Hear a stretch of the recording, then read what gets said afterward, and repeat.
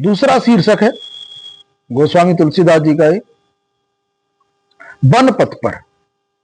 बड़े सुंदर तरीके से गोस्वामी तुलसीदास जी ने लिखा है।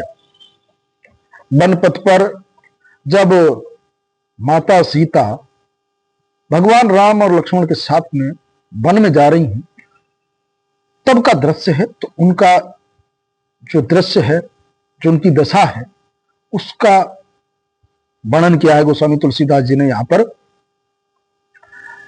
गोस्वामी तुलसीदास जी लिखते हैं कि पुरतेन कसी रघुबीर बधु धरि धीर दये मग में डग गए।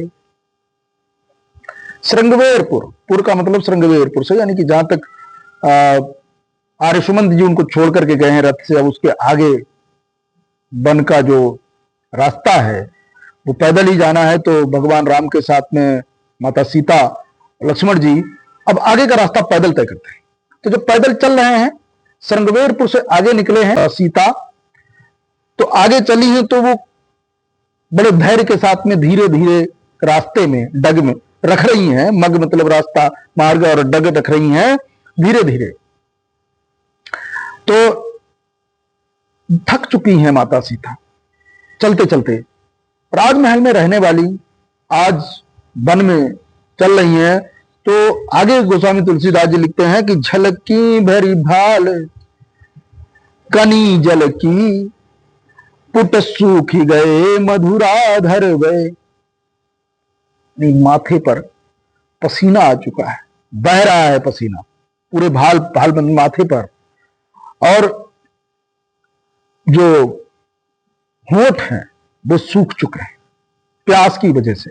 प्यास लगी है बड़ी तेज और माथे पर पसीना बह रहा है, उसकी धार बह रही है पसीने की। पूरा चेहरा मुरझा गया है, होंठ सूख चुके हैं प्यास के मारे।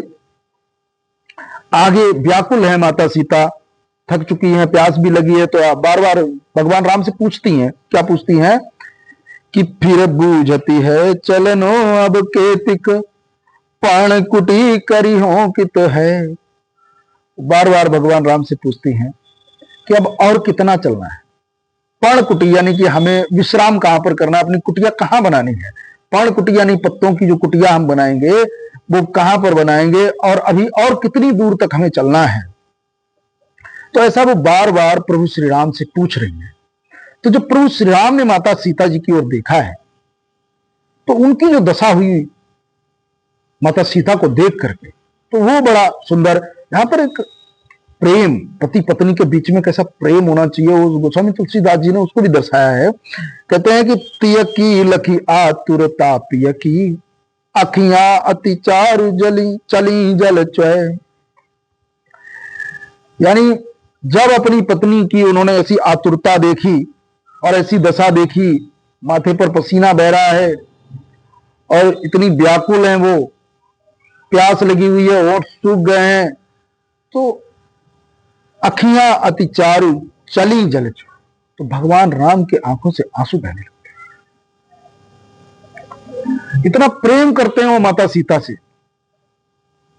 कि एक राजा की पुत्री और एक राजा की बधू आज वन वन में भटक रही है मेरे कारण। तो हर एक पति चाहता है अपनी पत्नी को सुख दे, तो भगवान राम इसलिए भी रो रहे हैं कि मेरे कारण ही सीता की ये दुर्दशा है।